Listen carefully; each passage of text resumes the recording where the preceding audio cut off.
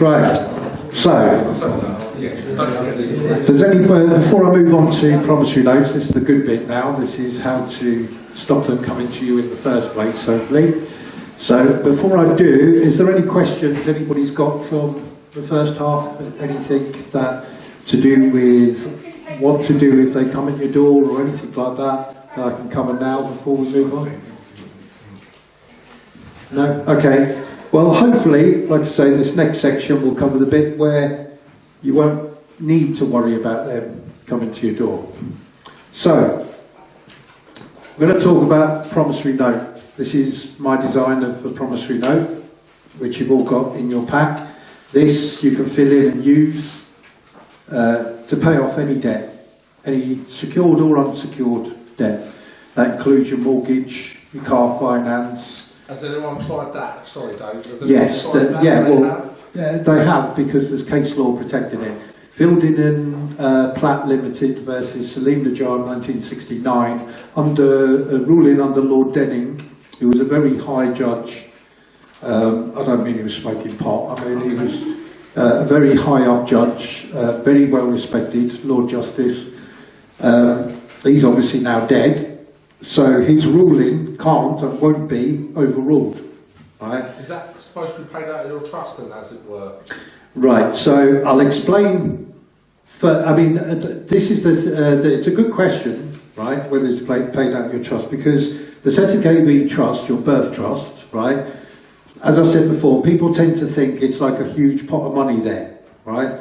It kind of is, right, because it's a portion of, let's say there's 70 million people by now in this country, right? It was 68 million a few years ago. Let's say there's 70 million people, right? Your share of this country is 1/70 millionth of the gross domestic product, right? The GDP, right? So, of the profit that is made, you're entitled to a portion of the money, all the money that the government collect, right? All taxes, everything, yeah? You actually are entitled to 1/70 millionth share of that pot, right? So, and this is why they give you benefits and stuff like that. People say, you know, if you're on benefits, it's a thing of shame. Actually, that was just an indoctrination thing to get people to be willing slaves, yeah? Where you feel shame for not being a slave. Yeah? Instead, you have to go out and, you know, live to work instead of work to live, is their agenda, their attitude. So, no, this doesn't get it, but it kind of does get paid out your ZKB trust and doesn't at the same time. It's a bit of a Schrodinger's cat situation.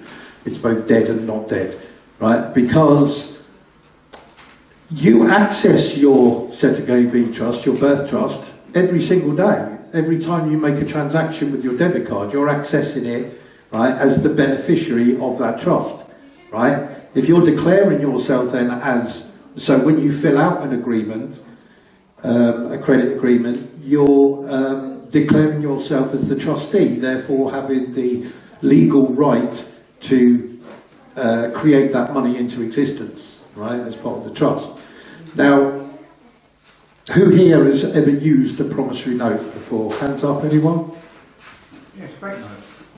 Bingo. Bank note is a promissory note. A credit agreement is a promissory note. They're all promissory notes, right?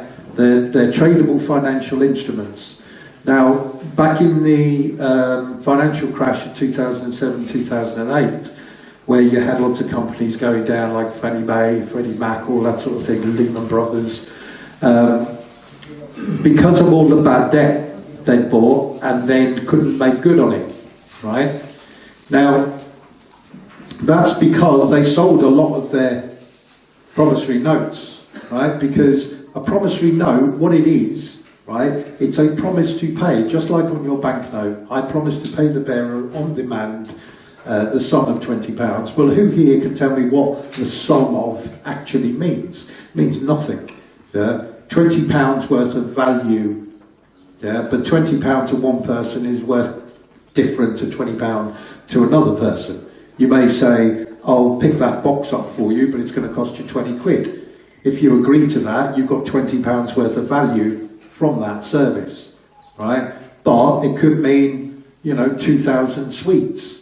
So nobody can determine what the sum of actually is. It's just a faith promise, a trust, right? Does the sum of mean, if you say the sum of something, is what? It usually means the total of, yeah. It normally means the total. So, yeah, but then what is the total of £20? What is it? It's not, it's not backed by anything. It's fiat currency. So it's backed on faith alone. Yes, okay.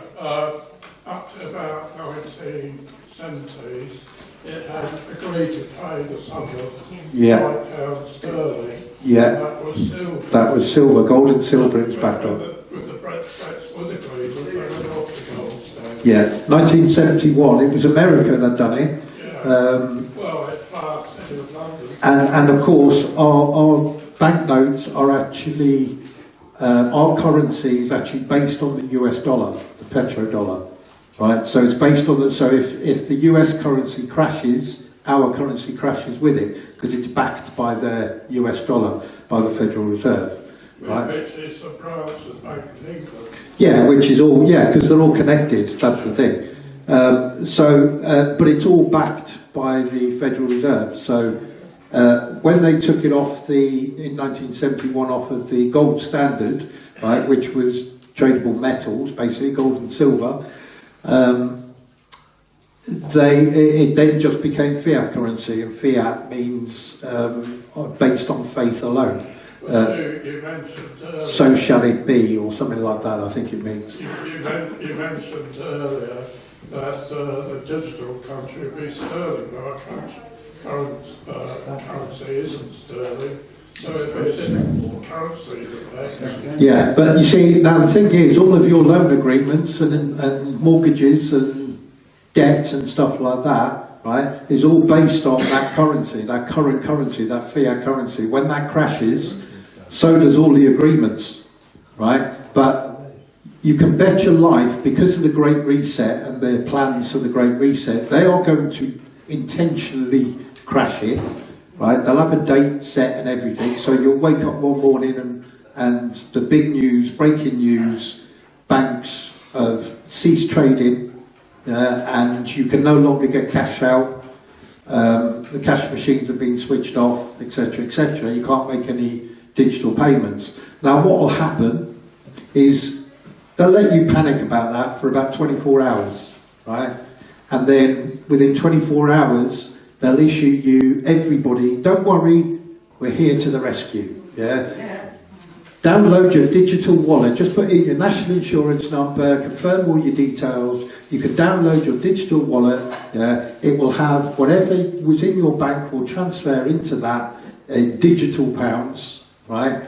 So you don't have to worry, but also, what we're going to do is we're going to give you a lump sum payment in that, right, of say £5,000, right, to everybody. And you think, wow, why would they do that? Well, because they have to do that. It's called a currency for a reason. It's to do with the current of the seas, right? That's why it's covered under Admiralty law, right? It's to do with the current, the flow. If they introduce any currency you introduce as a new currency, you have to give incentives. First of all, because you don't want people saying, no, I'm not going to use that, I want to use this, or I want to use that, If you leave them desperate for only 24 hours, and it won't be any or much longer than that, I can guarantee you, because they also know the psychology of what can happen over 2 days, 48 hours, and then 72 hours is catastrophic, complete social breakdown, right?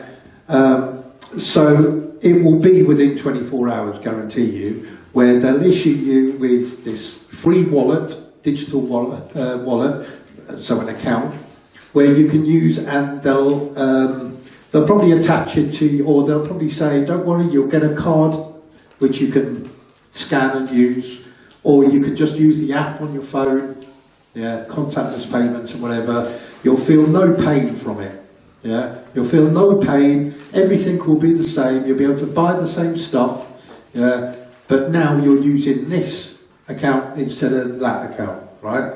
What they won't tell you is that's a programmable currency, which means eventually, once they've got people spending, of course they'll give you £5,000 or even £10,000 worth. It doesn't matter to them, they've created it out of nothing, right? But it then makes you go, oh, well, I'm going to go out and buy myself a nice big widescreen TV, which I've wanted for, 70-inch TV, which I've wanted forever. Do you know what I mean? I'm going to go and buy myself a new Xbox or a new car or whatever. Do you know what I mean? So once they know that money won't last you long, and then you've got used to spending on that account. So now you're used to that system. You're not going to repel it, right? Because you're used to it now. You got used to it pretty quick. Actually, it's quite painless. Yeah. But then eventually, what will happen is they'll say, right, we've decided you can't spend it on alcohol. Yeah, or you can't buy cigarettes with it. We're banning cigarettes. You can't buy cigarettes with it. So they program the currency. They can do it individually as well with your wallet, digital wallet. So what they could do is somebody who is charged with an offence relating to drink or say alcohol-related offence, drunk and disorderly, they can ban them from buying alcohol just by programming their wallet to say reject any payments for alcohol. So it's completely programmable. So they'll get you in the end, or they'll get the mass majority in the end. So because of the Great Reset, because what they want to ultimately do is you will own nothing and you will be happy, is their tagline, right? That means they've somehow got to take all your stuff off you and then either lease or rent it back to you somehow, right? So how are they going to do that? Yeah, they're probably going to do it by you not being able to cover your mortgage because the pound is worth pence now. Yeah, but they're demanding, because of interest rates, they're demanding now £1 million a month, yeah, instead of £250 a month because of the devaluation of the currency. The lira didn't start out with £1 million notes being worth about a tenner. Do you know what I mean? They started off with a lira, yeah, and it's because of inflation and hyperinflation and super hyperinflation, eventually you need 10 million of them to buy a loaf of bread or something stupid like that. So that's kind of how the currency works. Yes, my friend, did you? I was just going to say, there's a newspaper article I often bang on about. Yeah. I run a radio show, and I'm always trying to hammer home to people. There's an article published in the Daily Telegraph in 2020 when Boris Johnson was still Prime Minister. No one had really heard of Rishi Sunak. He came out of nowhere, all of a sudden COVID, and his favourite word was unprecedented. Article in the Telegraph stated from 2020 stating Mr Sunak and Steve Barclay set up a large investment firm in Silicon Valley before entering politics. Now Rishi Sunak's Prime Minister, they've had this sewn up for donkeys. Oh, they have, yeah. They have, and he's a big promoter of the CBDC, so it's definitely going to happen. I mean, the articles are already there saying the Bank of England are already working on it for emergency situations, do you know what I mean? But that will be the emergency situation. Yes, I've read. Already, I don't know if you remember, June the 8th last year, the Queen announced Major Act, something that the Lord Privy Council, saying as from January the 1st this year, obviously it's running behind time, fiat currency will be abolished, and already now it's minting gold sovereigns and silver sovereigns, starting a value of £1,000. But in the detail, it says they got various amounts that people will be given, up to $1 million or something, but it's just depending on your status on the land. So I presume you're actually living on the land and not at sea.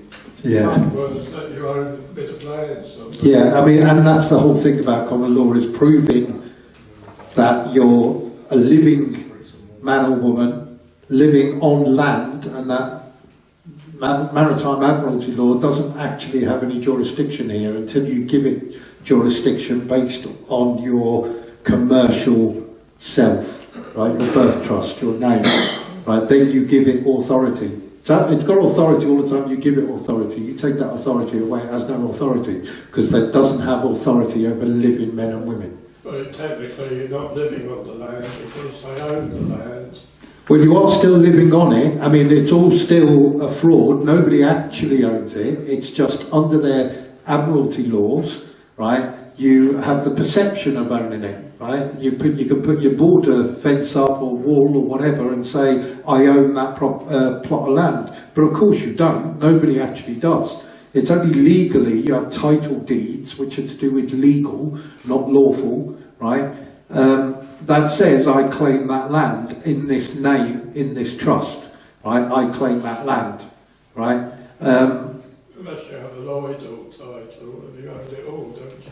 Yeah, but that's the thing about titles and title deeds, is that they're legal instruments, right? If you refuse any authority to do with legal instruments of any description, right, and you claim that you live as a living man at all times, and you never use bank cards to pay anything, yeah? You exchange with people goods and services. That means that you can walk across any land, whether it's private property or not, because civil falls under legal, doesn't fall under lawful, right? Everyone has the right to travel unmolested according to the Magna Carta. But even the Magna Carta operates under Admiralty law because it's a signed document, it's a contract, and all contracts are covered under Admiralty law. Well, it was based on common law anyway.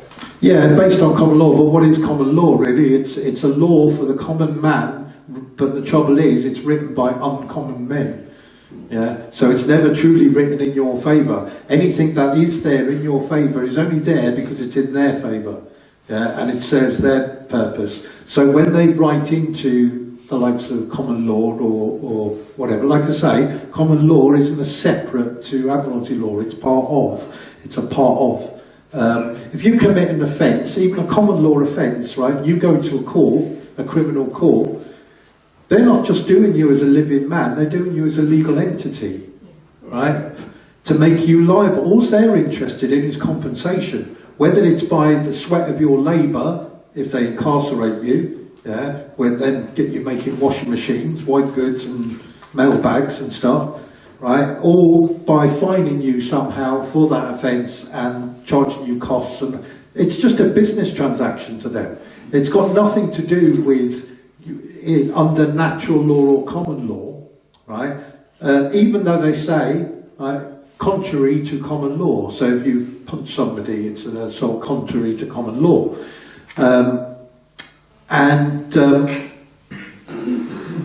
Yeah, so you're not actually appearing as a living man.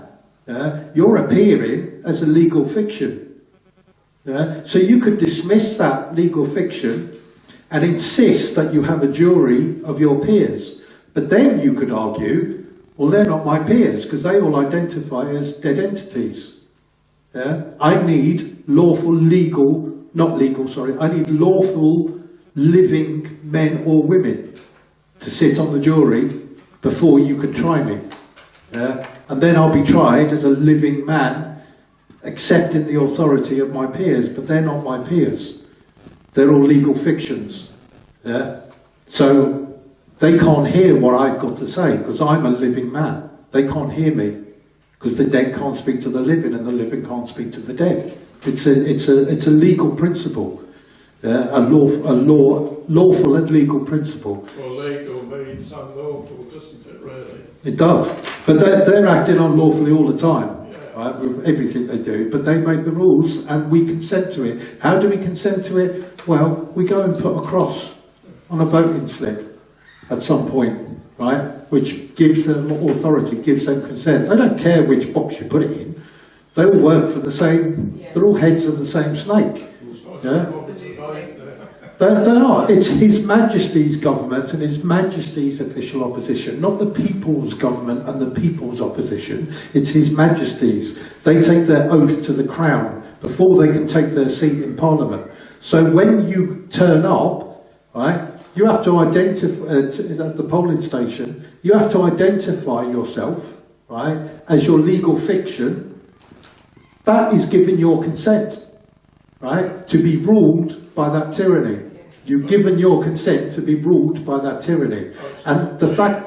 It's not the royal crown, it's the because they own the royalty, that when England went bankrupt in the early... But the king has got no more power than you have. You've got exactly the same power as the king. No, I'm just saying how the structure is now. They just managed to... It's the City of London crown. Yeah. Well, the City of London is a sovereign state, sovereign country. You can tell the difference. The City of London crown doesn't have an iron on the top of the crown, whereas the Royal Crown doesn't. And you see all government stationery has the City of London crown. Yeah. Right, let's move on to the note itself. So, anybody here got a CCJ against a county court judgment or a charging order on their property or anything like that? Anyone? No? Okay. If you have, right, it would actually be a good thing.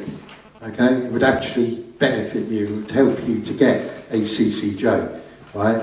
And I'll explain why in a little while.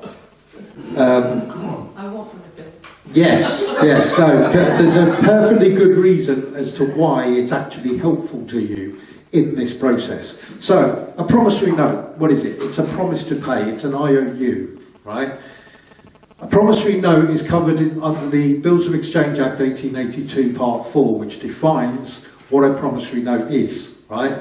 A tradable financial instrument that becomes tradable financial instrument upon creation, signature and delivery, right? Once it's been delivered, it is now a financial document.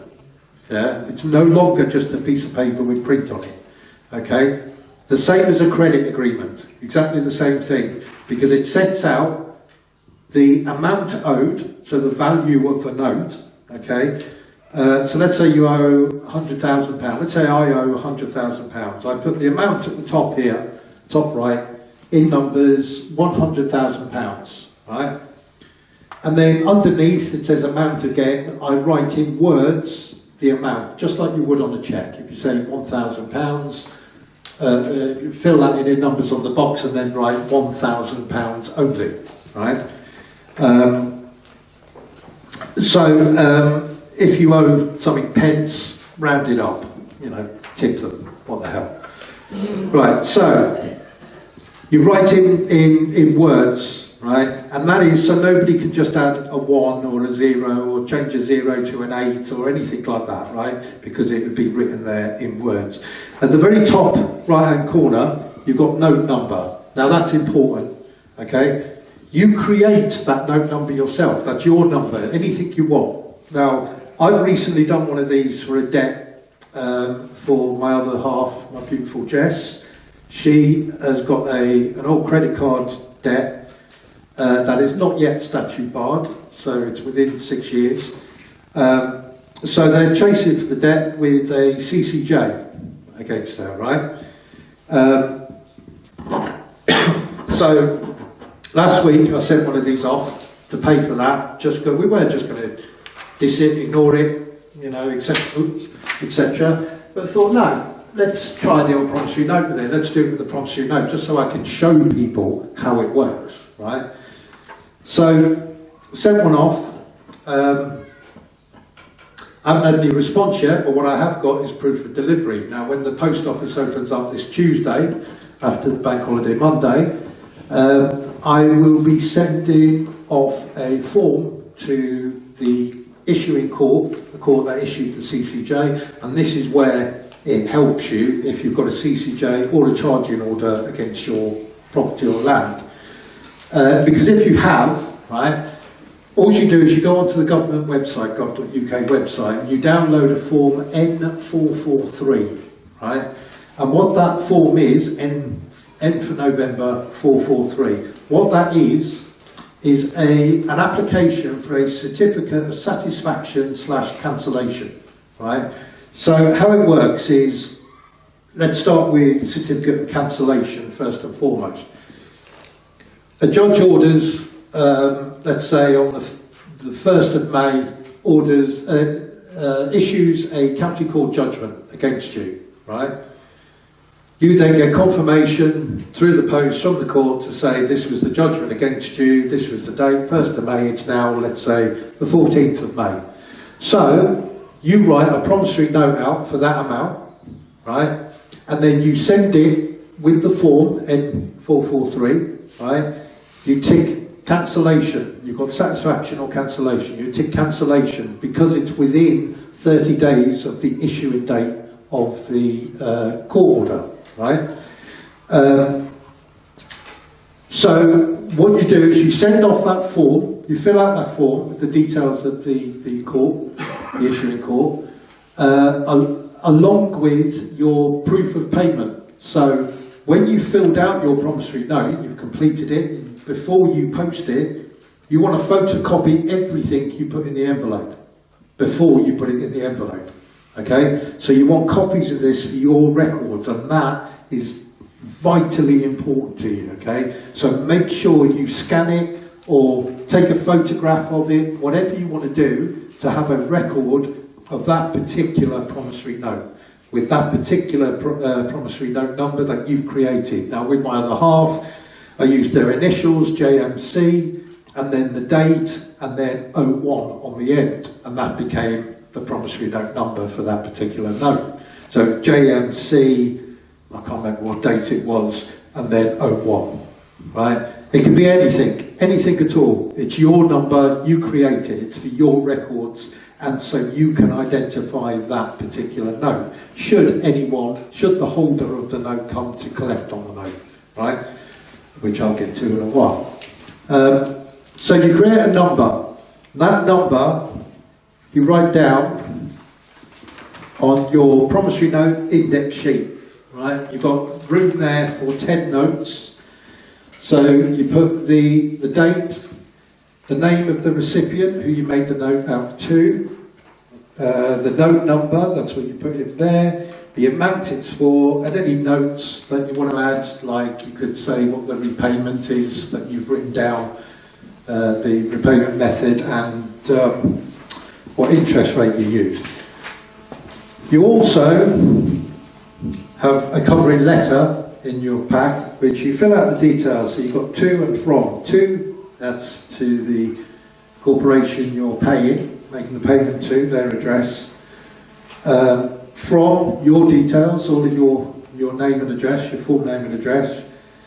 And then you fill out the rest, date, as in regarding, and you would put payment in settlement of, blah blah, reference, etc, etc. Account number, which would be on the, so if it's anything where somebody is chasing you for money, they've set up an account for you, right? Even if it's a debt collector, they have an account for you. So it will be included on any correspondence. So write that down, just to identify that that particular debt is now being settled with this particular promissory note, the number of which you put in the brackets there on the covering letter. So this, let's read that, the covering letter. Dear Sir or Madam, please find enclosed a promissory note, number blank, as full and final payment and settlement for the amount outstanding on my account.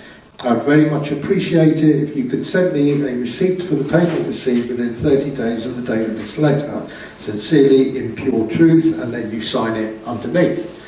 Right, so you send that along with this promissory note. This promissory note, like I say, you fill out the amount in numbers, the amount in words. On the left-hand side, it says this promissory note was issued at, put your address where you created and issued the note from, okay?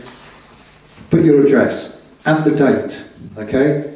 And then underneath is the declaration. This certifies that I, and then you put in your name, put in your full name, date of birth, fill that in as well, hereby promise to pay, and then the name of the holder of the note, so the company or organisation or person that you're paying.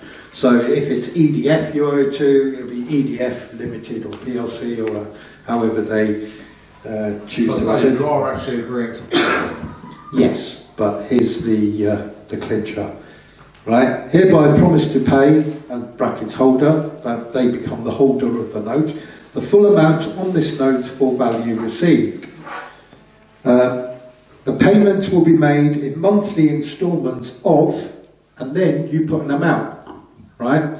Now, if you owe £10,000, put, I don't know, £20. £20 per month is what you're agreeing to pay, right? And you may think, yeah, but I'll never pay that back. I'll never live that long. It doesn't matter. You're operating in commerce, which is the land of the dead, not the living, right? It's why you could go to an estate agent when the next time they're open, right, and sign a 99-year lease. You know, you might be in your 50s, you're not going to live till gone 150, but it doesn't matter because it's not about how long you're going to live, it's the value that that note retains, right, until it's settled, right?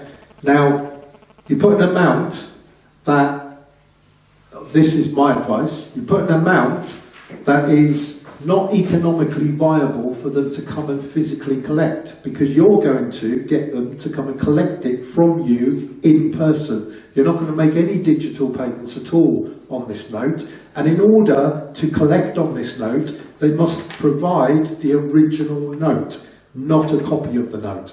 Okay?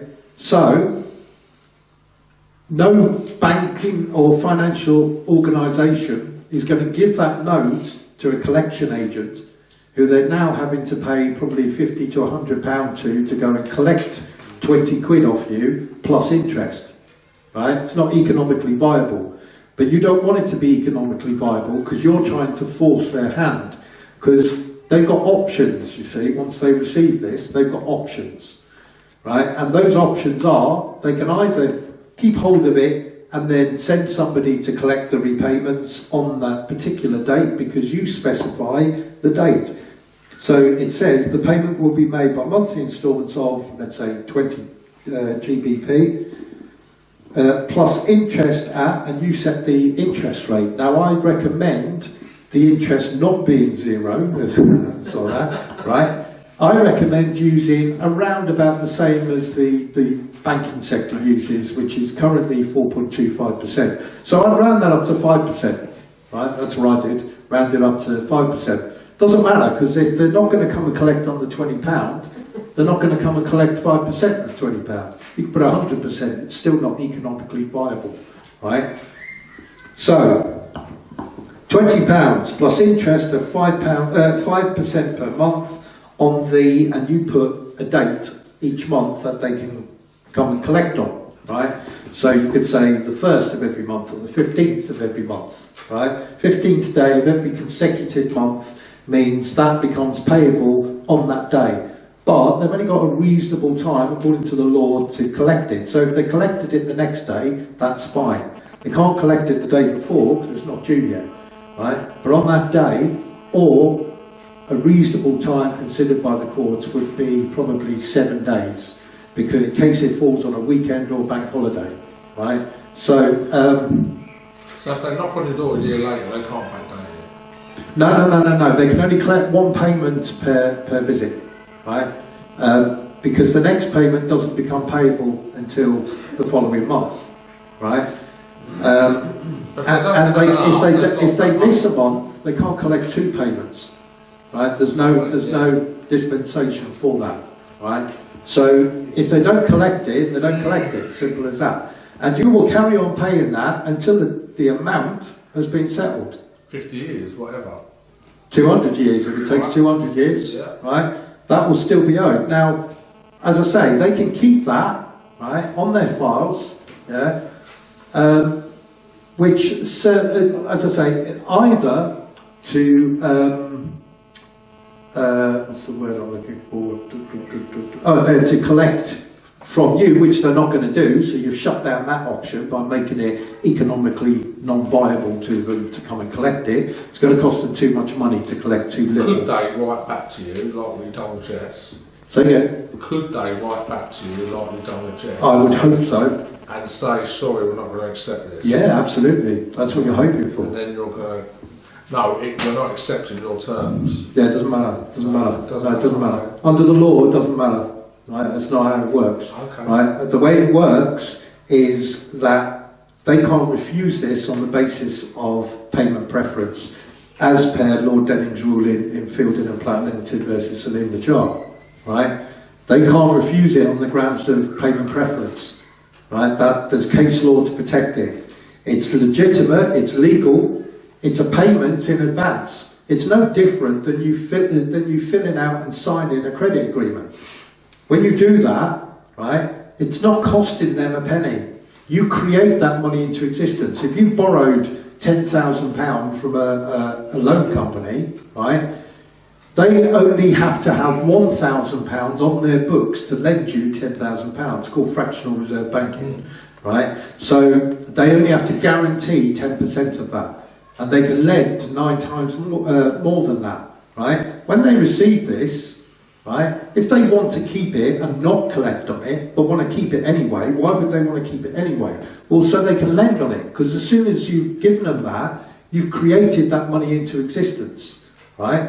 You're basically saying, I'll pay you it at a later date, yeah, but it's available now as a financial instrument. They could reply to you and say, we don't recognise this. Yeah, they could do that, and they often do. I would say 99.99% of cases, they will send it back saying we don't accept promissory notes. I know that because I'm helping other people with the process, right? And they've had that response back. Would you bounce a letter back? No. What you do is you keep that because that's proof that you've delivered. Ignore what's the content of what they said. Yes. That's immaterial. That means nothing. That's just them going, no, we don't want that. We want paying in banknotes. Or we'd like a direct debit. Yeah, shut up. I'm not listening to you. You don't exist. Yeah? The debt has been settled. And it's settled because you've created a new debt. And you can pay off debt with debt. You always do. You pay for debt with cash, which is a promissory note, which is based on debt. You pay for debt with a credit or debit card, which is based on debt. They cannot refuse under that case law, right? That was the point of that case, was that he said that Salim Najjar said, well, I should be able to pay for those goods and services that I've been invoiced for with my promissory note. And they said, well, we don't accept promissory notes. And Lord Denning said, you've got no choice. If you don't accept promissory notes, you're saying there is no debt to settle. But under the Bills of Exchange Act 1882, right, this is a financial instrument, right? This can be traded internationally. And what they do is they get these and credit agreements and loan agreements, all kinds of things, and they put them in bundles, right, where people have defaulted and whatever. That's why they sell these bad debt bundles. And what it is they'll sell a bundle, let's say they've got 10 million pounds worth of these notes and credit agreements and whatever. They sell that probably for about £500,000, right? So why would somebody buy that? Because immediately when they bought that bundle, that's added to their bookkeeping, right? They now own that much money that's based, that says of the amount, not what they paid for it, but the amount, which means under fractional reserve banking, they can now lend out to other people £90 million based on your £10 million note, right, or bundle. They can lend out £90 million and gain the interest on that. So you could potentially give that to a bailiff if he knocks on your door and said you owe £5,600 to another company. I would just send the bailiffs away. If you've done this right, yeah, then you won't even get bailiffs at your door because you paid it. So this is before the bailiffs, let's say, like before the your bailiffs, yeah, I've got that. electricity bill. Before the I mean, don't sort of think to yourself, oh, if it's before the bailiffs, you know, what happens if the bailiffs turn up in the meantime? Send the bailiffs packing, right? Send the bailiffs packing, right? Don't let them in. Stand your ground. Sit in your car if they're going to take it. That's all they've got. It's the only leverage on the outside of your home is your vehicle, right? So if you sit in it, you've got a lawful legal right to sit in it. If you sit in it, Nobody can move it. It's an offence, right? And the removal guy knows he would be committing an offence having a person inside the vehicle as he's trying to tow it. So would you send that off for, say, like a parking fine or speeding fine, or? you can pay anything off with it whatsoever, anything at all, whether it's court fines, whether it's credit card debt, whether it's... I always advise people to focus first and foremost on secured debt, because that is secured against your property, right? So that's something that you risk losing. That is a major thing to lose, right? Not as easily as replaceable as a car, for example. But a car on car finance, you can pay that off. Student loans, student debt, pay off student debt with it. But someone's saddling behind on their mortgage payments, and then the legal action has taken place. Right. If the legal action's taken place, there's now a judgment in place, right? So now you can request a certificate of satisfaction or cancellation. And that's where I say people are in a better position if they've got a CCJ against them or a charging order against them, right? Then they don't have to communicate with that company anymore. They communicate now directly with the court, right? And what they do is they fill in that form, N443, they send that off with their proof, with their photocopies, yeah, and a copy of the covering letter, you know, clip it together and send that as a pack with the application form and with another covering letter just explaining that you would like to apply, have a certificate of satisfaction or cancellation if it's within 30 days, but if not, you get a certificate of satisfaction. Now, a CCJ, if it's gone past the 30 days, that CCJ will remain on your credit file for 6 years, even if you pay it off. But if you pay it off, what happens is, it then gets marked as settled. So your credit score boosts up, right? So you'll be able to get further lending. Yeah, you'll have lending power. Because it will no longer be marked as a default, it will now be marked as settled. That's an instant boost of about 90 to 100 points or whatever. Yes, I love you. If you've got a charge on your property and you sent the promissory note, let's just say, for instance, they to accept it, how do you get the charge taken off? Surely you with the certificate of satisfaction. That's what the N443 form is for, right? So it's for a charging order or for anything where there's a court order. So a charging order is a court order, right, ordering that it goes on their records, on their register, so that when the property is sold, that register has to be checked to make sure there's no charging orders on it and, you know, nothing has to be taken from the final valuation fee. Yeah, what you do is you get that certificate of satisfaction, right, and then if the bailiffs turn up after that, excellent, you've got a certificate of satisfaction, they'll walk straight away again. Yeah? You don't even have to get into a row with them now, you've got proof of payment, right? Also, the company can't take it back to court to get another court order because the court records will show it's been settled with a legal financial instrument, right? That was proven to be delivered. Now, if they send you a letter to say, we don't accept this, right? Send them a letter back again to say, thank you very much for your confirmation of receipt of my promissory note. As I'm sure you are aware, a promissory note cannot be rejected on the grounds of payment preference under the ruling of Lord Denning in Fielding and Platt Limited versus Salim Najjar 1969. Please cease from any further enforcement action, etc., etc. You'll figure that sort of bit out yourself. But you can feel rather smug with yourself because now they can't deny they got that note.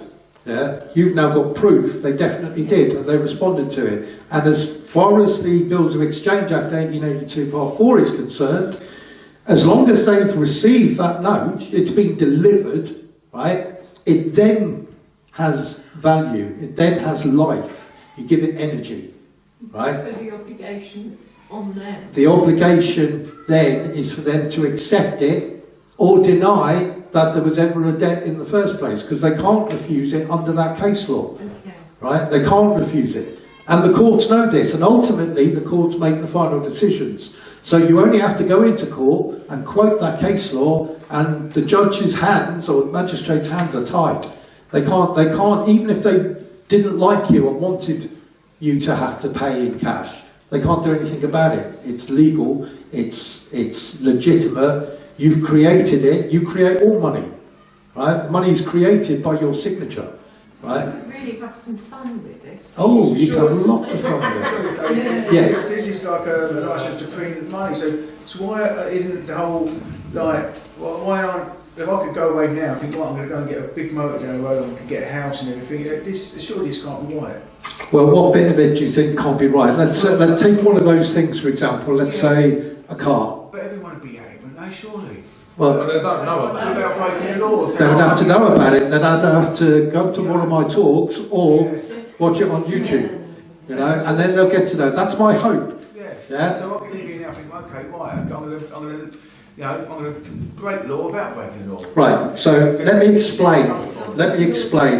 Because I was asked this as recently as I think this morning or last night, whatever it was, on I my could use this to benefit my Telegraph. myself, so I could make right. it So somebody said to me, so I could then pay my mate, yeah, say 300 grand promissory note, yeah, and he could go to his bank and then put that in his bank, and then he's got 300 grand he can withdraw out. You can't bank a promissory note.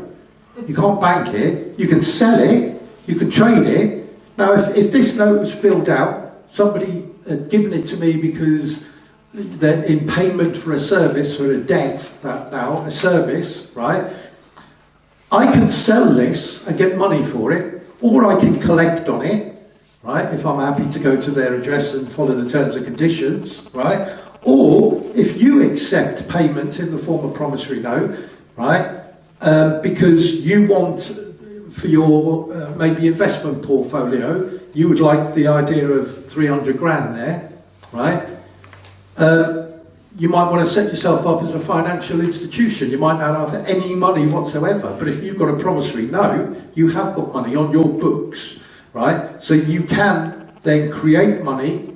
You'd have to follow the FSA, Financial Services Authority regulations and registrations and stuff like that. But technically, if you accept it, right, and I'm giving it to you, and you've accepted it, that's legal tender. That's all a banknote is. But what is the difference between bank and a fake bank? Right, so a fake banknote is nothing more than copyright.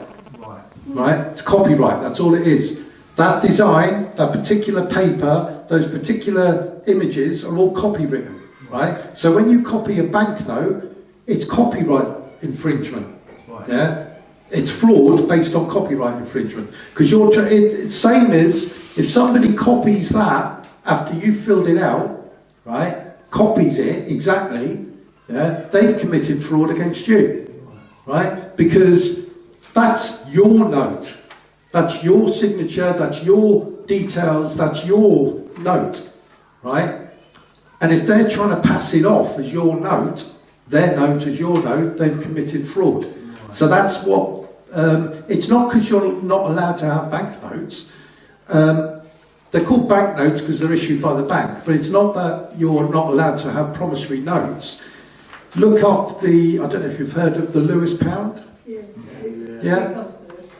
There you go. The Lewis pound is essentially the same kind of thing for services in that area. So you can trade with local traders. If we were a community here now, right, we could say this is our money.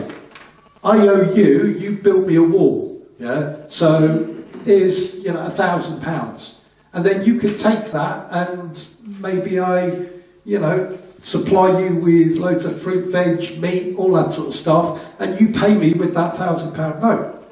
Do you see what I mean? Or whatever the value is on there. Or you can give it to somebody else and exchange it, and they can. But the thing about it... You've got to be there every month to collect that money. Well, no, but that's the thing. Once it's been traded, right, it fulfills the obligation, your obligation within. You no longer have to pay any payments because the debt is settled with a transaction. The debt is settled. If they passed on that note, just like all fiat banknote currency, right, purely exists now for its value based on faith alone, trust and faith alone.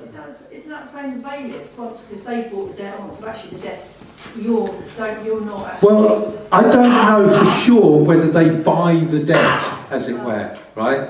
I heard this many years ago, that they buy the debt and whatever. I think certain enforcement agencies, or debt collection agencies, I think they just call themselves, buy the debt, right? But these bailiffs that come round, or enforcement officers that come round, So what is this? I think they make their money on the fees Yeah. of that debt, right, and enforce you to pay it, Yeah. right? So it's not that they bought the debt; they'll pass that money on to the creditor. That creditor probably will pay them a fee to take it on, but they're not buying the debt. Do you see what I mean? They're just hiring their services. So they're earning money that way, then they earn money from you with their fees. But, so, let's say you filled this out, right? You put your address there as to where they've got to come and collect it from, because you're trying to make it as awkward as you can for them, and as economically unviable as you can. Then you date it, you sign it in the presence of somebody. Now that's what this bit is at the bottom, the signatory witness declaration. They need to put their name, address, occupation and position rank, sign it, date it, and hopefully you'll get somebody who's got like a stamp, right? You know, any kind of official stamp, yeah? Only because the visual stamp gives it that more faith in the note, and it's all based on faith, just like a banknote. If you saw a banknote with the Queen missing, yeah, then you would question the validity of the banknote. But if you see it with the Queen or the crest on there, then you accept that it's like an automatic What is thing. the Can the witness be anyone? Oh. Can the witness be anyone? It can be anybody at all. What it is, if you use an authority, right? So if you use a library is a good one, right? Because they've got a stamp, right? So just go to a librarian, and all they're doing, they let them know they assume no liability for the note, right? They are literally just saying, yes, I saw them, this person sign that note. Now it's never going to be an issue, simply because you're never going to deny its existence, right? It's only in case in future they came with the note. Let's say they thought, all right, smart ass, we'll test you on it, yeah? Yeah, and if you fail to pay up on that date or that amount on that it says on that note, we'll then go to court and say you've dishonoured the note, which will then scrap the note, right? And then you'll still be obligated to pay, right? So what I always recommend to people, if you're paying a mortgage or paying regular payments, just keep one payment, right? Because they'll only test you once, and it's unlikely they'll test you at all. But if they wanted to, they might say, all right, we'll try and collect on it just to see if they do actually pay up. Yeah? You know, if you've got one payment in a box somewhere or a tin somewhere, waiting for them to turn up, if they don't turn up, yeah, then excellent, you've still got that money. If they do, you've completed that test, and they'll go away and go, oh, bloody hell, they paid up. We didn't want them to pay up because we wanted them to dishonour the note. Because they would normally want to add it to your following monthly payments, wouldn't they? Yeah, and then you see, if you dishonour the note, then they can take you back to court. They can get the notes dishonoured by the court or dismissed by the court, but also they can then start charging you for their time in coming out to collect that payment which you dishonoured. So, and all their legal fees and all that sort of shit. So they can pile all You on mentioned the top. financial crash before in 2008. Yeah. And I remember I got made redundant then, and I was quite a few months behind. And obviously, you know, we was quite asleep back then, a lot of us. So obviously all they do is they try to add on to your payments, which you've got a £600 payment, which becomes £800 payment. Yeah. Because they pay it back within a period of time, don't Yeah. they? Yeah. You're saying no, you do a promissory note for that 1 month, yeah? You do a promise. You could do a promise. I mean, you could effectively do a. If they come out, let's say you put down there, I'll give you £50 a month, right? If they turned up and on that day or the next day, and you haven't got £50, you might have just thought, oh, they're not going to collect on it. They didn't collect on it last month. I'll use that to go and get some shopping with, and then I'll replace it, you know, next week when I get paid. If you did that and then they turned up to collect on it, right? At worst, what you could do, print out another promissory note. This is treated as cash. Promissory note, according to the Bills of Exchange Act 1882, Part 4, right, is a promise to pay that should be treated as cash. Yeah? And if it's treated as cash, and that's what the case law of Lord Denning is saying, that this is treated as cash. It must be treated as cash, right? Because it's cash in advance. It's like a post-dated cheque. Yeah, it's a legal payment, and cheques are acceptable, right? Postal orders accepted. They're nothing more than promissory notes, same as this, right? So what this does, if you're settling, if you've got a mortgage, right, you've got a secured debt there, which means if you miss, say, 3 payments in a row or whatever, they'll come to take your house away because it's written within the agreement. Until that is settled, right, they own your home, yeah, and they can come and collect on it. So you settle that by creating a new debt for the exact same amount, but now it's an unsecured debt, right? It's no longer a secured debt. The secured debt is now being settled, which means the title deed's transferred to you now, yeah, your mortgage is paid. You still owe the money, yeah? You still owe the money. If they don't collect within 6 years, it becomes statute barred, right? Which means it can no longer be enforced. Any debt, 6 years from the last communication with them or payment, right? It becomes statute barred, right? Under the law, which means you still owe the money, but nobody can chase you for it. Right? Nobody can enforce it, no court can issue an order, a liability notice or anything for the debt. So what happens then is the debt will be dissolved. I've had that before, I've done that before with Lowell Financial. Right? I've done that with them. Say, for example, you've done the promissory note, Yeah. they've accepted the promissory note, and they've started actually coming to you and collecting payments. If, for example, you passed away before the completion of the payments, can they then claim that on your estate after your passing? I don't know. No, what they would do is claim on their insurance that backs their investments. So they would claim on their insurance, but also that note is still in existence. That note still exists. Right? It doesn't go away just because you die, you know. So if you take out a mortgage and get hit by a car the next day and you're dead, yeah, that mortgage, that note, that credit note that you signed and created that money into existence can now never be settled, right? So that note will just stay existing on faith alone. As soon as this has been right, so how a promissory note works is, let's say you owe £10,000, right? You write a promissory note for £10,000. If, when they come to collect on it, you give them the full £10,000, right? That then cancels this note, right? That £10,000 that you created now disappears from the ecosystem of money, right? It's settled. But if it can't be settled, then the note just exists for the value it is, just like any other banknote, right? And it's sold, like I say, you can't bank a promissory note, so you can't commit fraud that way as far as, you know, getting your mate to, you know, I'll go arse with you if I write you a promissory note for 100 grand, we'll have 50 grand each if you put that in your bank.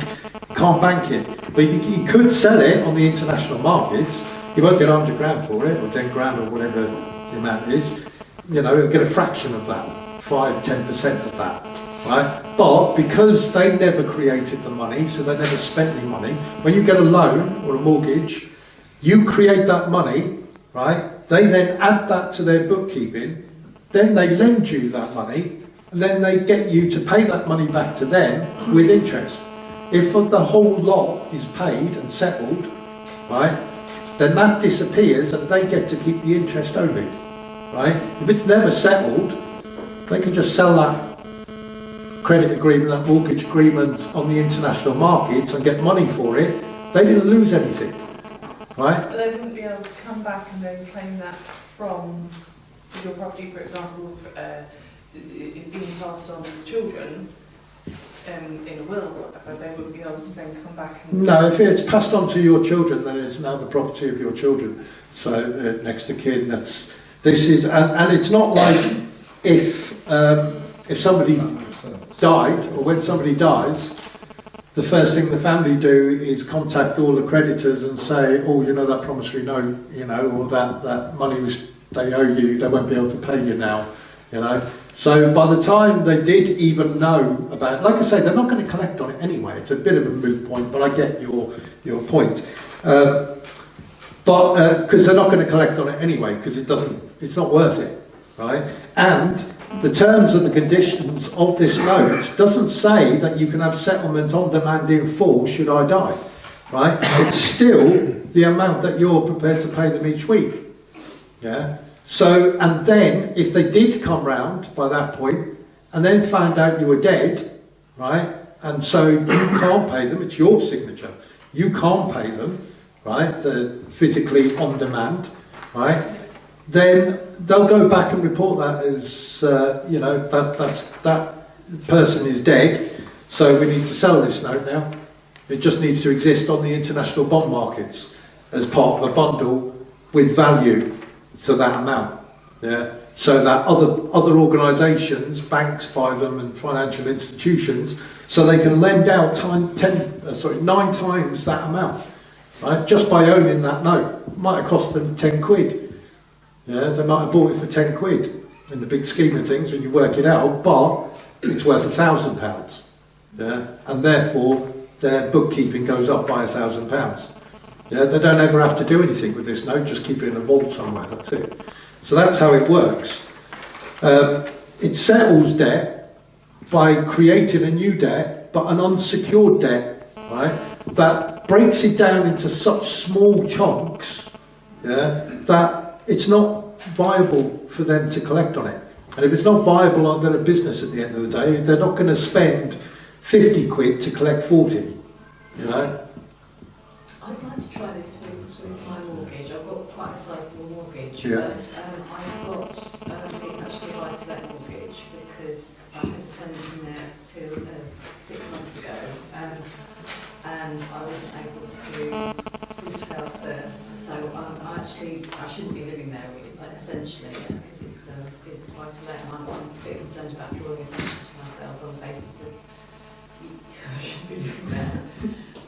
Well, it doesn't matter. Once it's settled, it's your property and it's settled, isn't it? So once you've sent the note, once it's delivered, once you've got proof of delivery, and always send it tracking delivery. I always send any documentation I need to send anywhere to anyone would be raw mail, special delivery next day by 1 p.m.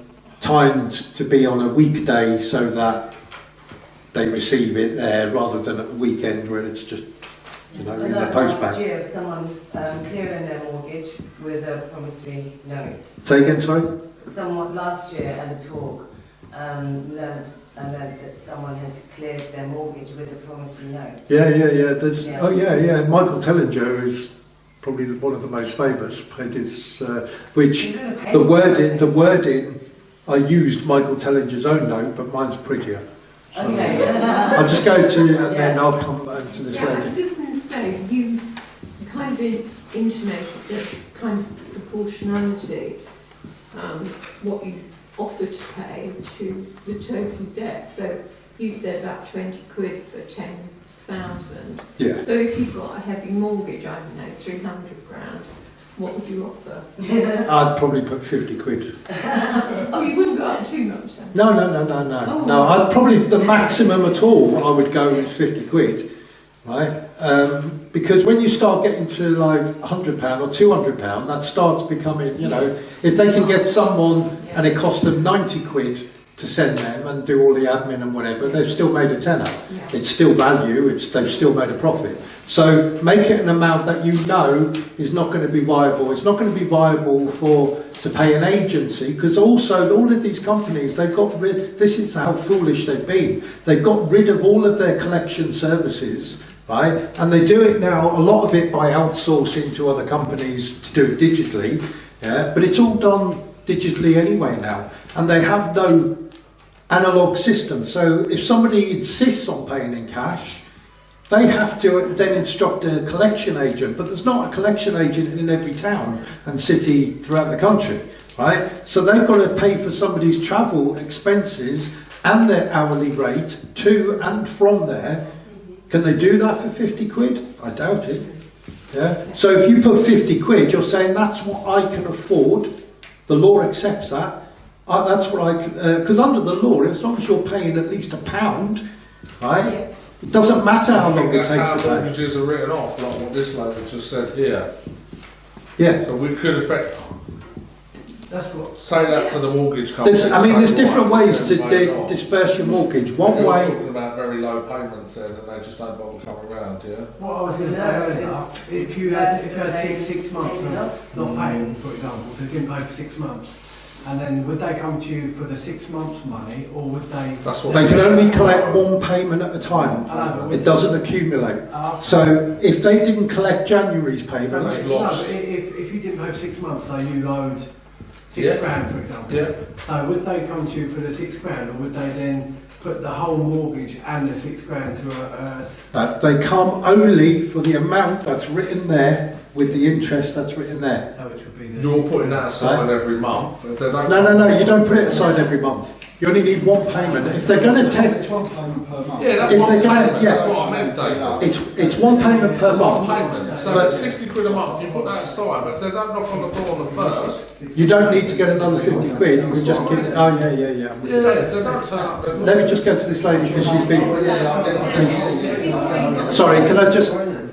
If you've already got debt and you're paying off, can you stop that and then do it? Yeah, you settle the remaining balance. That's essentially what you're doing, because that's the same with a mortgage. You're paying off a mortgage, but then you get to a point where you say, I'm going to pay it off with a promissory note. You pay off the balance, and with a mortgage, if it's a fairly recent mortgage, you've got a early settlement penalty clause, right?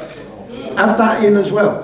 Add that to the amount. So find out from your mortgage company, if I was to pay this off tomorrow, don't tell them by promissory note, but if I was to pay this off tomorrow, or somebody was to pay it for me to settle that debt, how much would the full amount be that you require? Right? That's the amount that you put on the promissory note. That includes all fees, all the admin costs, early cancellation fees, all of that stuff. You get the total amount, and that's what you put on the note. We've got a court fine, so we could stop that. You pay it with this.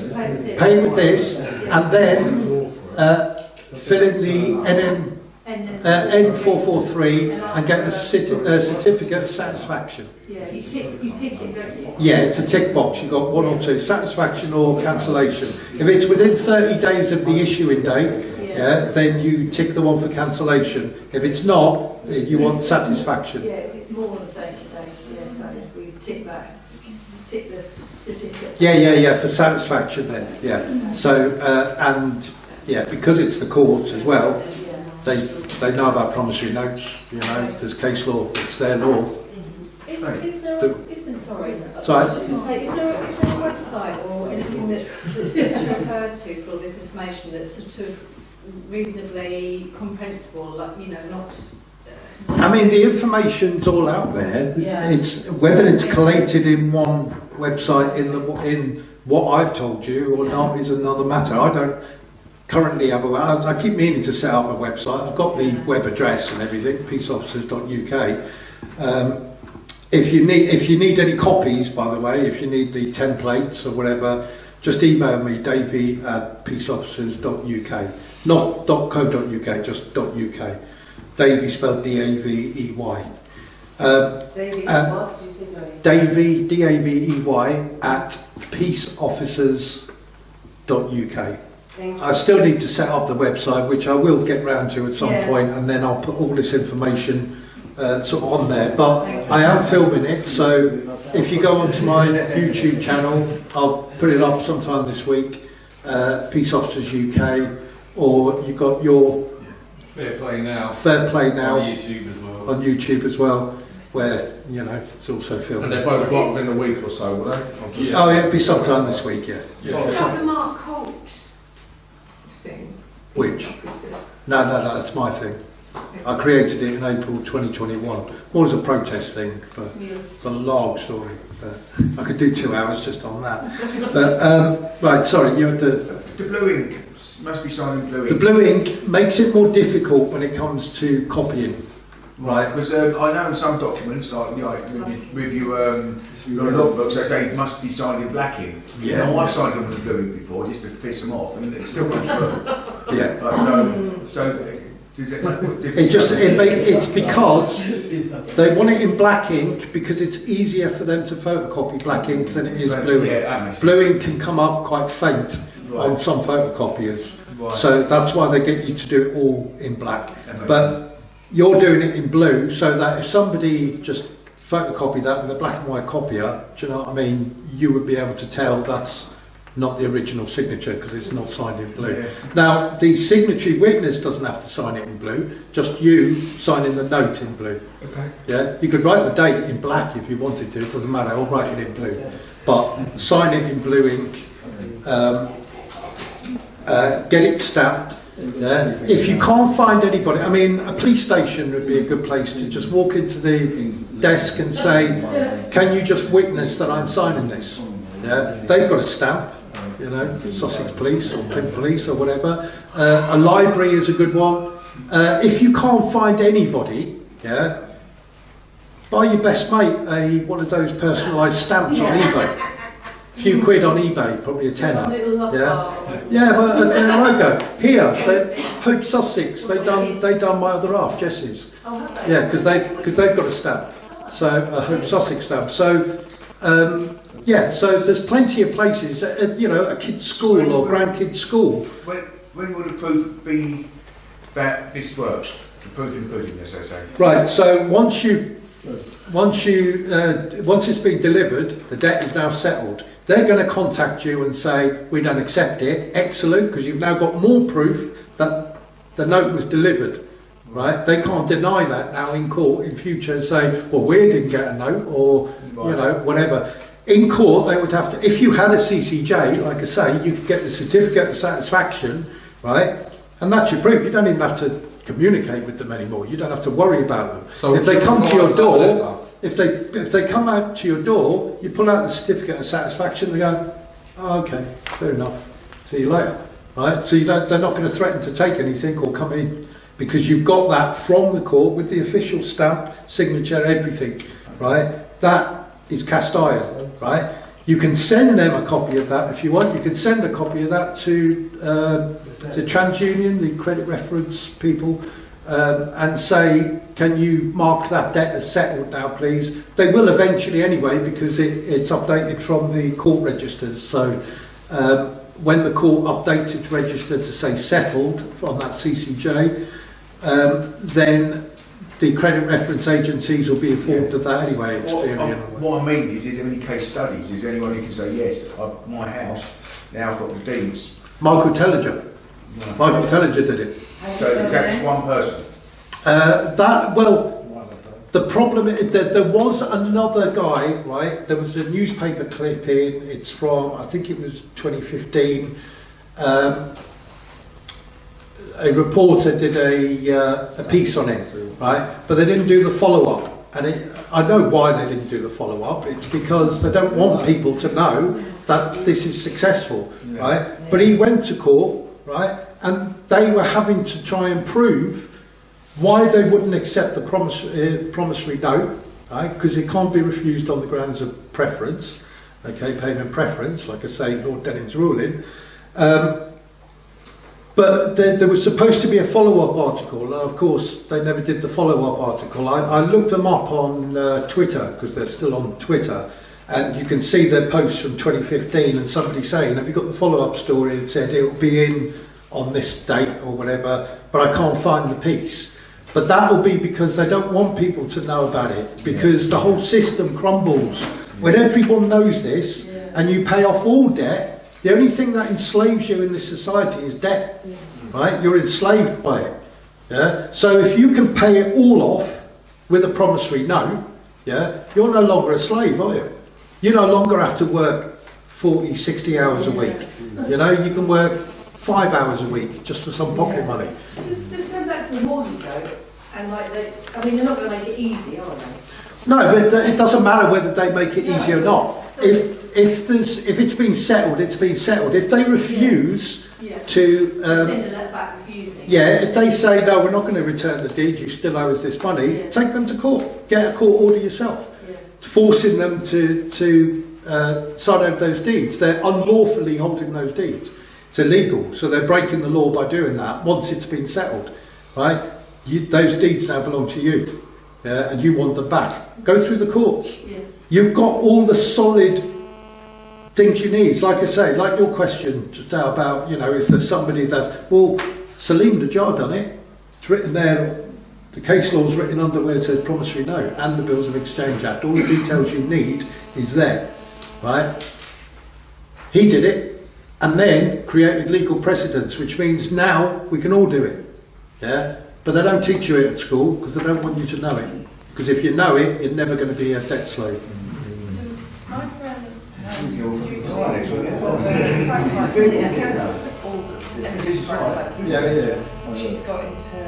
a fair sized debt with the energy company. Yeah, pay it off with a promissory note. She's found it difficult to pay for her monthly ones because of how much it's gone up. How would a promissory note just deal with the debt, or could she use the promissory note as to deal with the debt and right, so what you would do is you would use the note to pay off the outstanding debt, right, and then give it a year and send them another promissory note for the previous year. Okay. Yeah, so let the debt stack up again, yeah, then pay them with another promissory note. Okay. Right, then you've got another year and just keep doing it like that. Yeah. Yes. About when if they'll come back and say they refused it, and then you write back to them and you state in there about the legal. Yeah. First of all, thank them for their confirmation that they've received it.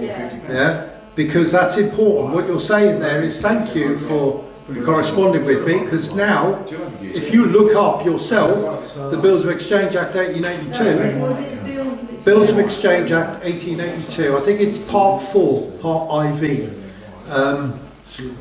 which explains what the definition is. It's written on the promissory note. Oh, it is, sorry. Yeah, under where it says promissory note, you've got the case law and the Bills of Exchange Act, and all the reference material there.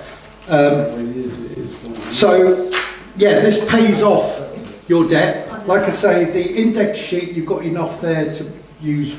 So thank 10 them notes. for acknowledging their note. Sorry? You said thank them for acknowledging. Thank them for acknowledging receipt of the note.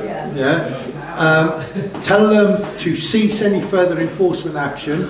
If it's for a mortgage, whatever, tell them you would like them to send you the title deeds within, and set the time, 14 days or 30 days of the note of this notice, this letter.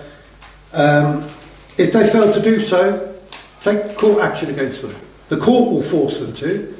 Doesn't matter what they say. Forget about what they say. People get hung up on the bump that they're sent and saying, oh, but they're saying they don't accept it. Well, you don't care what they're saying. Yeah? The law says they can't refuse it. Okay? If there's a debt, you have a right to pay with a promissory note under the law. And the case law gives it the concrete you need. Doing the right thing. Yeah. So they can't refuse it. So in a court, how can they explain to a judge, right, that they refuse this as their payment preference? They can't do it. Because you say, Building and Plat Limited versus Salim Najjar 1969 under Lord Denning, and that judge will go, yeah, got ya. It's just the same as using their notes.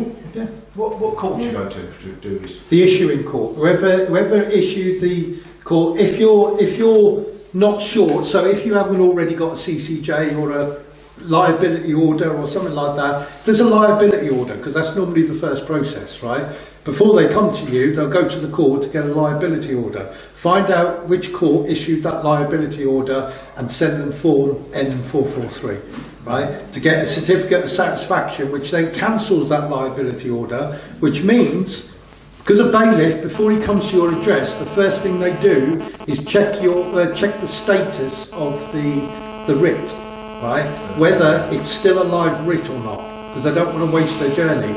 And also, they're after low-hanging fruit. So, if you have your notice up, they're going to immediately lack confidence in the fact that they're going to collect on this debt. What I mean is, if you sort of say, well, I'm paying on one of these notes, blah blah blah, they don't accept, they don't send you the deeds within 30 days. What court do you go to pursue that? Right, go to the court that issued the liability order in the first place with the with form N443. Once you've got that certificate of satisfaction, right, you can then send a copy of that to the land registry, right, and get them to put the deeds over, because the court have basically said no, that's been settled, right. So you can bypass them and go straight for the land registry. Yeah, but what I'm trying to say is, I owe the money to the mortgage. Yeah.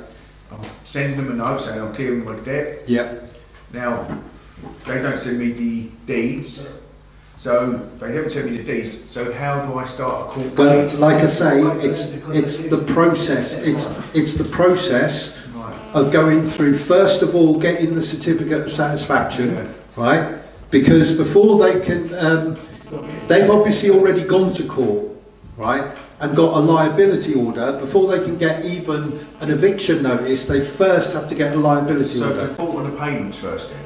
Yeah. So you can default on the payments. Well, what you do is there a liability order in place at the moment? Is there a liability notice? No, right. So you're just paying your mortgage as normal, and you're wondering, like, with the process, right? So what I would do then is contact the land registry, and once you've made payments, once you've got your proof, you've got your photocopies, send them photocopies and say, this debt has now been settled, please they're refusing to sign over the registry. Which court you will go through, it would be the administrative court, so contact your local county court, right, and get a county court judgment. Because most mortgages are held with the banks, like Lloyds, Halifax, or whatever they are. Yeah, or at least their subsidiary companies, financial institutions. But it doesn't matter, you're going to use the courts for all that, to sort that out. Like I say, if you had a CCJ or a charging order against you, that's an easier route to kind of completely bypass them, send them the note, right, and then forget they even exist anymore. As long as you get that from the court, right, that certificate of satisfaction, that's all you need. That's your get out of jail free card, right? So that is your next step. Once you've got that, right, you can send that to any organisation, whether it's a credit reference agency, whether it's a bailiff company, whether it's the mortgage company. You can say, no, I've got my certificate of satisfaction, I've proven that I've made payments, please send me those deeds, otherwise I'm going to charge you. And you can then include a fee schedule, so £1,000 per day that you don't hand over those documents, yeah, or a set amount that you come up with. So we're going to have to go. Thank you very much. It's an absolute pleasure. Thank you so much for coming. No problem at all. Thank you. Right. So, is there any more questions? Just one last one. Yeah. If millions of people start doing this, yeah, they're obviously going to try and close it down, aren't they? Well, they can't close it down. They can't. No, there's no way they can't. Right. So, if they was to close down the use of promissory notes, it would crash all businesses across the planet, because they all operate on promissory notes. All credit is promissory notes. Right. So their system can't exist without promissory notes, which is why they're defined in law. Right. They can't exist without them. Yeah, they don't actually transfer, they don't get trucks of money from one company to another and transport it and dump it off. It's all with promises. It's all agreements and adding, changing that figure to that figure, and it's all fake. Yes. Maybe this is happening already, and that's why they want to stop cash and they want to start the CBDC, because this maybe is going on behind the scenes. If they stop cash, all they're going to do is the banks are just going to stop producing banknotes. That doesn't mean cash is now illegal or not used. As I say, the Lewis pound will still exist. That's cash. That's promissory notes. That will still exist. If you're in a community, right, of a large community, you can have your own currency and say, for your goods and services, the sweat of your brow is worth X amount, right? So every time per hour. So here's, hope notes, for example.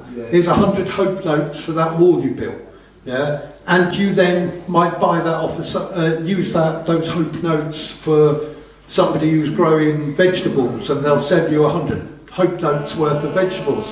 That's how currency works. That's a legitimate legal tender, right? It's not just banknotes. That's just one of the methods. That's just copy written by the banks. That's all.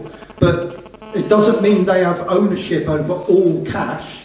It just means they'll stop producing cash. That's all.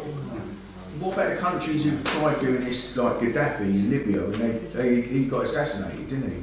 He tried to make his own. Yeah, I don't think they're going to send anyone after you with a gun, to be honest with you. You can pay off your mortgage with a note. But if you can't guarantee that, can you? Can't guarantee it, no. Sorry about that.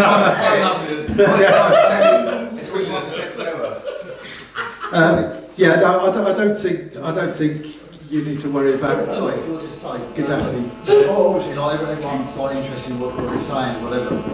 But I think what people are looking for is looking for someone to help them along with this. I'm guessing that's something you're going to offer. Is it you're going to offer help? My email address. My email address is davey@peaceofficers.uk. I'm asking the question. Yeah.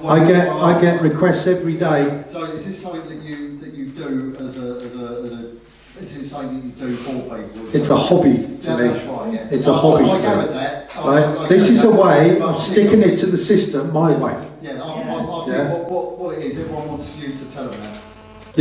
Yeah. Well, that's the thing. If you need my help, I'm always available. There you go. If you're in, go on my Telegram group. If you're on Telegram. Yeah. But no, if you're in my Telegram group, you can contact me there, or you can email me and say, Davey, I don't know what it was. What was it you said about that? And I'll respond. Everyone wants to ask that, but Yeah. No, feel free. If I can help you, I'll help you. There you go. If I can help you, I'll help you. And I'll never charge you a penny for doing so either. I'm fine with it anyway, but I'm guessing that's what people want to. Now, this is my way of sticking it to the system. Yeah, there you go. Yeah. It's not a living to me. I don't earn out of it. You're a helpful guy, and you want to help everyone.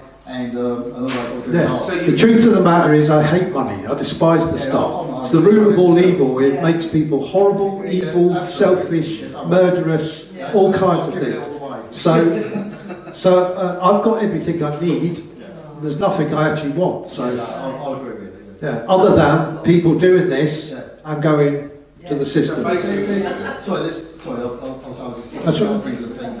There's two things going on here. One is obviously to beat the system at their own game, and the other one is to keep the bailiffs away from you by using common law, etc. Well, don't use common law to get away. Use the legal system.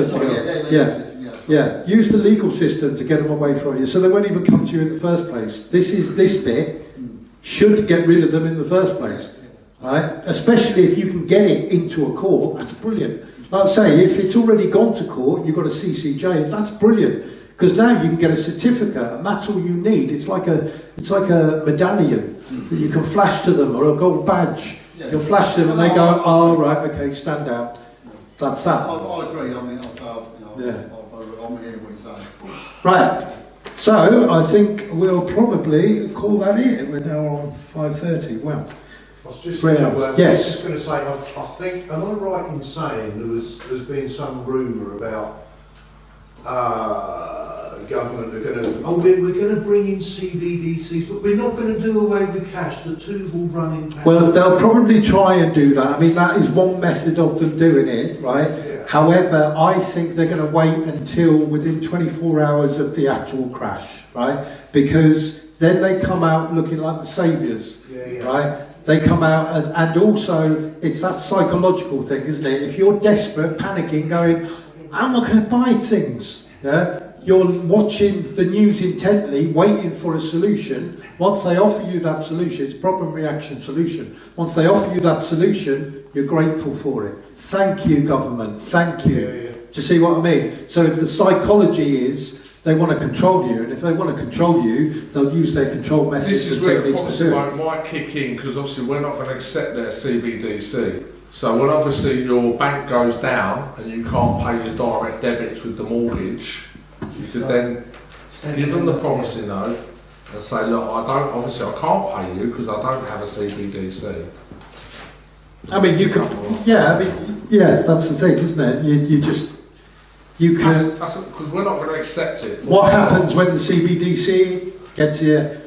Time will tell. In the community, truth community, I think everything. Oh, in the community, we'll probably come up with our own Lewis pound. I was going to say, in the last 3 years, because obviously we know it's a silent war, we see the bullets, we've actually overcome them bullets and got out of the way and solved it. People panic too much about what the state may do in the future and where they're headed.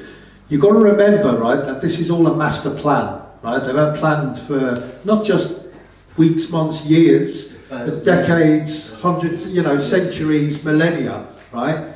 But more so, obviously, decades as to what we're going through now with the Great Reset. They're working off a plan, right? Well, if you've ever been to a party or a wedding, right? Let's say you're planning your wedding, yeah? You plan it all in your head, how it's going to work out, you pay for this, you book that, all of that, right? But when you get to the wedding, yeah, and you're actually living it, it's actually playing out. It's not playing out like it did in your head. You didn't know your Auntie Maureen was going to sneeze and shit her pants. Do you know what I mean? You didn't know that. You didn't know your Uncle Harry was going to get so pissed he's going to have a big punch-up with the groom. You didn't know that. You can't plan for that.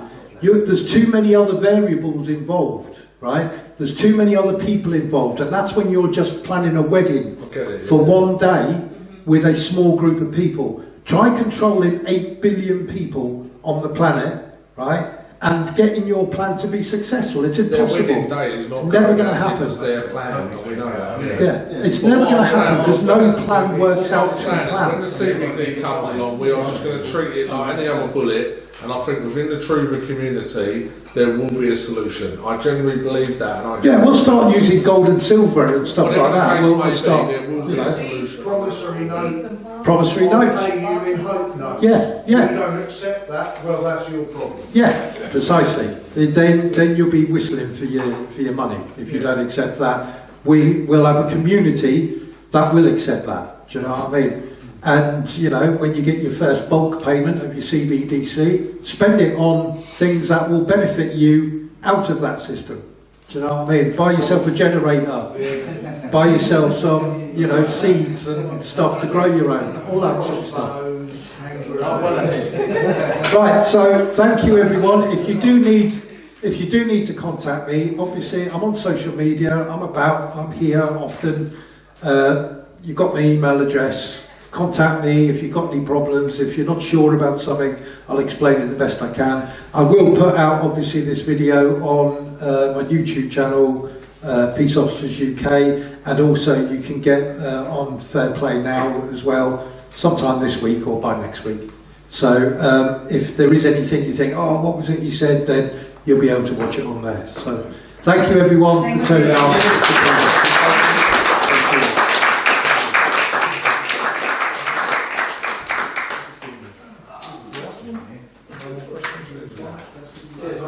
Cheers, my friend. Thanks, Davey. Love you lots. Oh, love you always, mate. Thanks, Dave.